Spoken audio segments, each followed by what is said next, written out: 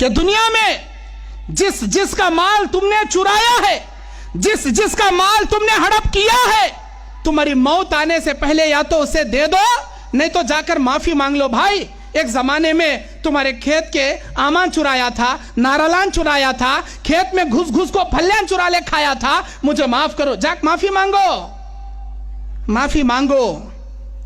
School میں پڑھتے وقت بازو والے کے بیگ میں سے پینسلاں چرا لیا، پیناں چرا لیا، کاپیاں چرا لیا، ایک نمبر کے چورا، حقوق العباد ہے یہ یاد رکھنا، اللہ تعالیٰ ایک ایک پائی کا حساب تم سے لے گا۔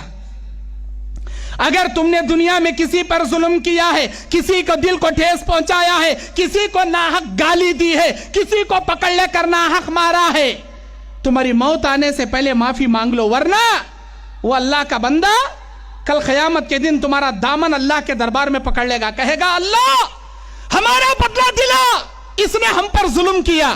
کیا جواب دو گے وہاں؟ کیا جواب دو گے؟ کیسا معافی مانگنا مول صاحب؟ ہمیں معافی مانگے تو ہماری عزت کم ہو جاتی، ہمیں ان کے سامنے جا کو معافی مانگے ہمارا گریڈ کم ہو جاتا۔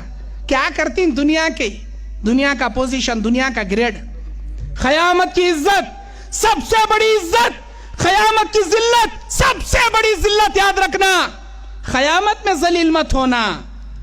یہاں جا کر معافی مانگو گے 4 آدمیاں تم نہ دیکھیں گے تچ، لیکن قیامت میں اگر اللہ ذلیل کریں گا ساری دنیا والے تمہارا نظارہ کریں گے، ساری دنیا والوں کے سامنے اللہ ذلیل کریں گا۔ اللہ کے نبی علیہ السلام صحیح ابن حبان، صحیح ابن خزیمہ کی حدیث، خطبہ حجۃ الوداع کے موقع پر آپ نے کہا اے میرے صحابہ، میں نے اللہ کے پیغام کو امانت داری سے تم تک پہنچا دیا، کیا تم اللہ کے سامنے گواہی دو گے؟ ہاں اللہ کے نبی ہم گواہی دیں گے۔ اللہم اشہد، اللہم اشہد، 3 بار آپ نے کہا اللہ تو گواہ رہ، میں نے تیرے پیغام کو پہنچا دیا۔ اس کے بعد اللہ کے نبی نے جو جملہ کہا، جو بات آپ نے اپنی امت کے سامنے کہا، وہ ہماری عبرت کے لیے، حقوق العباد کے چور، حقوق العباد میں کمی پیشی کرنے والوں کے لیے سب سے بڑی عبرت ناک حدیث ہے۔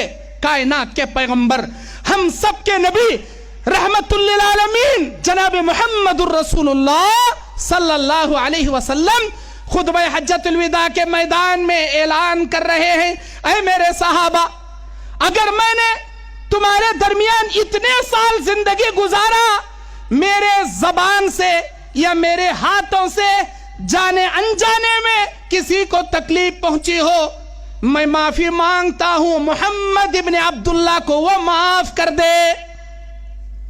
اگر مجھ سے غلطی ہوئی ہو، اگر مجھ سے کسی کو تکلیف پہنچی ہو، میں ان سے معافی مانگتا ہوں، وہ مجھے معاف کر دے۔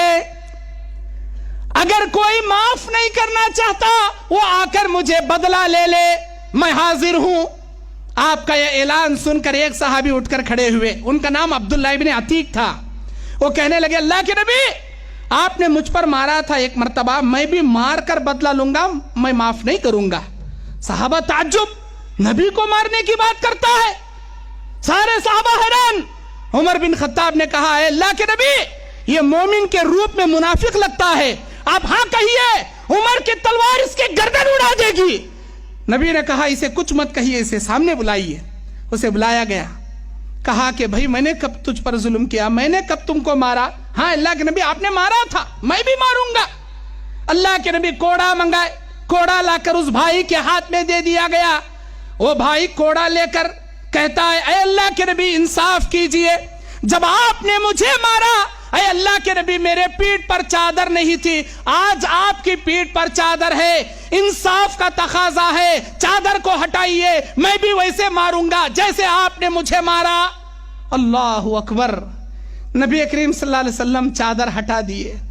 آپ نے کہا لے بھائی کتنے مارتا مار لے، مجھے تو یاد نہیں میں نے کب مارا، مار لے۔ اللہ کے نبی پلٹ گئے، مارنے کے لیے وہ صحابی کوڑا اوپر اٹھائے، ہاتھ اپنا اوپر اٹھائے، مارنے کے لیے ہاتھ اٹھائے، ہاتھ کانپنے لگا، ہاتھ سے کوڑا نیچے گر گیا، وہ نبی اکرم صلی اللہ علیہ وسلم سے لپٹ گئے اور گردن کے نیچے نبی کے پیٹھ پر جو مہر نبوت تھی اسے چومنے لگے، اسے بوسہ دینے لگے۔